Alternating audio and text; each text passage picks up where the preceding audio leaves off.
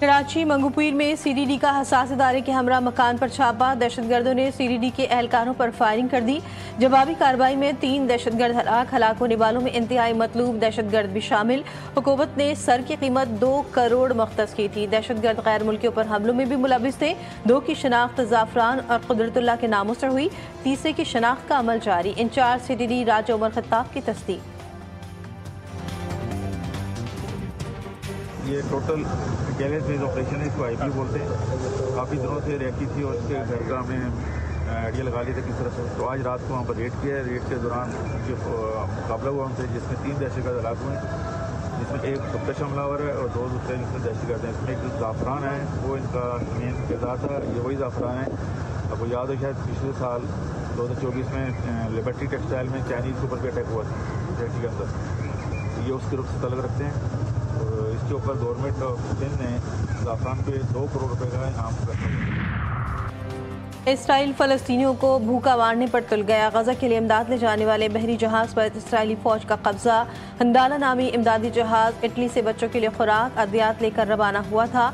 इमदादी जहाज पर मौजूद अफराद गिरफ्तार। जहाज पर सवार 21 रुकनी अमले में डॉक्टर्स, इमदादी रजाकार और अरकान पार्लियामेंट सवार थे।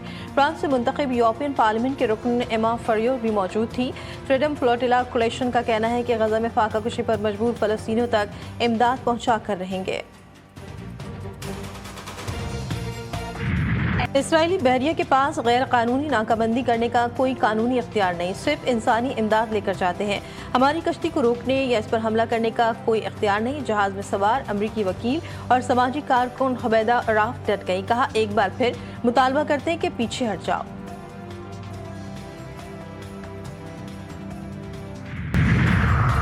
वफाकी वज़ीर दाखिला की बलोचिस्तान में शहीद मेजर ज़ियाद सलीम के अहल खाना से रावलपिंडी में मुलाकात। शहीद की वालदा, बहन और भाइयों के हौसले को सराहा। दर्जात की बुलंदी और सुगवार ख़ानदान के लिए सब्र जमील की दुआ की। मोहसिन नकवी का कहना था कि शोहदा के ख़ानदान की कुर्बानियों का कर्ज कौम नहीं उतार सकती। शहीद की वालिदा ने कहा कि पहले शौहर और अब बेटा वतन पर कुर्बान किया। पाक फ़ौज के खड़ी थी और खड़ी रहूँगी।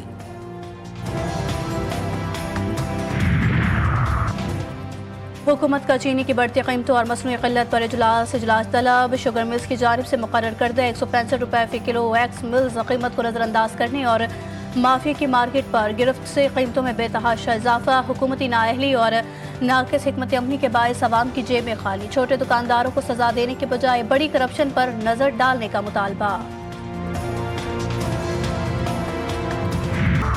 और पंजाब में आज शाम से मॉनसून बारिशों का 5वां सिलसिला शुरू होने का इम्कान। रावलपिंडी, मरी, लाहौर, फैसलाबाद, मुल्तान समेत मुतादिद अजला में शदीद बारिशों की पेशगोई। दरियाओं और नदी नालों में तूफ़ानी का अलर्ट जारी। वज़ीर आला पंजाब की हिदायत पर इंतजामिया अलर्ट। दफ़ा 144 नाफिज। कराची आज भी बादलों की लपेट में। समुद्री हवाओं से मौसम खुशगवार। आइंदा दिनों में हल्की बूंदाबांदी मुतवक्के। नहीं मालूम कि गजा में क्या होने वाला है। इसराइल को गजा के हवाले से फैसला करना होगा। अमरीकी सदर ट्रंप के सरबराह यूरोपीय यूनियन से मुलाकात में गुफ्तगू। कहा, चीन के साथ तिजारती मुआहदे के करीब है। यूरोपीय यूनियन के साथ मुआहदा हुआ तो ये दोनों के लिए अच्छा होगा।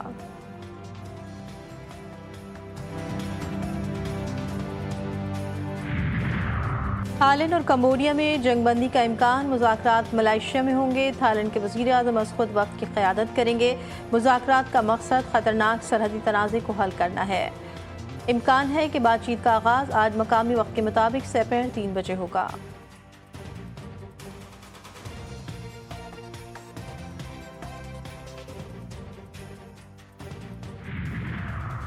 और कराची में अफसोसनाक हादसा। रज़ाकाबाद ट्रेनिंग सेंटर के करीब पोस्टर की छत से गिरकर 2 अफराद जाँ बहक। लाशें अस्पताल मुंतकिल। लियारी रोंगीवाड़ा में फायरिंग से खातून जख्मी। शनाख्त जमुना के नाम से हुई। वज़ीर ख़ारजा इसहाक़ डार का ईरान के वज़ीर ख़ारजा सैयद अब्बास अराग़ची से टेलीफोनिक रब्ता। दोनों रहनुमाओं का गज़ा में संगीन इंसानी बहरान पर तबादला ख्याल। गज़ा में इंसानी बहरान, लाखों फ़लस्तीनी बाशिंदे मुतासर हुए। इसहाक़ डार का फ़लस्तीनी अवाम के लिए पाकिस्तान की गैर मुतज़्ज़ल हिमायत का इयादा। वज़ीर ख़ारजा इसहाक़ डार ने गज़ा में फ़ौरी और बिला रोक टोक इंसानी रसाई पर जोर दिया। वादी तीरा के इलाके बाग मैदान में ख़ारिज की एक और बुज़दिलाना कार्रवाई। एहतजाजी शहरियों पर पहाड़ों से गोलियां बरसा दी। 3 अफराद शहीद, 9 जख्मी। मकामी शहरी अपने जायज़ मुतालबात के हक में ब्रिगेड हेडक्वार्टर के सामने पुरअमन एहतजाज कर रहे थे। खवारिज ने मौके का फ़ायदा उठाते हुए अपनी रिवायती बुज़दिली, मक्कारी और फितना परवरी का मुजाहरा किया। अवामी जरगे ने फोर्सेस से मिलकर खवारिज के खिलाफ इज्तिमाई मुज़ाहमत का ऐलान किया था। खवारिज को अवामी इत्तेहाद का ये फैसला खतरा महसूस हुआ। IGFC खैबर पख्तूनख्वा नॉर्थ का फ्रंटियर कोर्ट टीचिंग अस्पताल का दौरा, जख्मियों की अयादत की।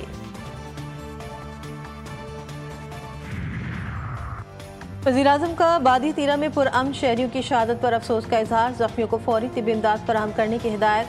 शहबाज शरीफ ने कहा कि दहशतगर्दों के मकरू अज़ाइम हमारे अज़्म को मुतज़लज़ल नहीं कर सकते।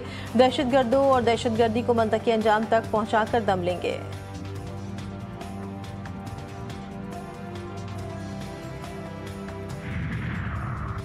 वज़ीर-ए-आला खैबर पख्तूनख्वा की वादी तीरा के वाक़े की मज़म्मत, जाबाक अफराद के लवाहिकीन के लिए फ़ीकस 1 करोड़ रुपए इमदाद का ऐलान। ज़ख्मियों को 25 लाख रुपए दिए जाएंगे। अली अमीन गन्नापुर ने कहा, हुकूमत पायदार अमन, अवामी तहफ़्फ़ुज़ और बाहमी एहतराम के फ़रोग़ के लिए पुरअज़्म है।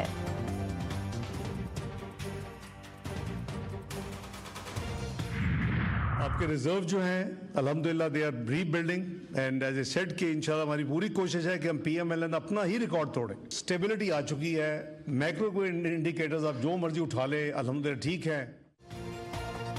पाकिस्तानी मईशत को टॉप 20 में लाना हमारा मिशन। PTI का दौर मजीद 6 माह चलता तो पाकिस्तान डिफॉल्ट कर जाता। तहरीक अदम एतमाद कामयाब होने पर 16 माह PDMA की हुकूमत रही। हमने मुल्क को दिवालिया होने से बचाया, डिफॉल्ट के खतरे को दफन कर दिया। नायब वज़ीर-ए-आज़म और वज़ीर ख़ारजा इसहाक़ डार का न्यूयॉर्क में पाकिस्तानी कम्यूनिटी से खिताब। बैरून मुल्क मुकीम पाकिस्तानियों को मुल्क का सरमाया करार दिया। कहा, हुकूमती कोशिशों की बदौलत मईशत में नुमाया बेहतरी आई है। डॉक्टर आफिया से मुतालिक अपने बयान की वजाहत की। बोले, आफिया सिद्दीकी की रिहाई के मामले पर हमारी हुकूमत का मौक़िफ़ दो टोक और वाज़ेह है। नून लीग की हुकूमतों के अदबार में डॉक्टर आफिया सिद्दीकी की रिहाई के लिए कोशिशें की गई।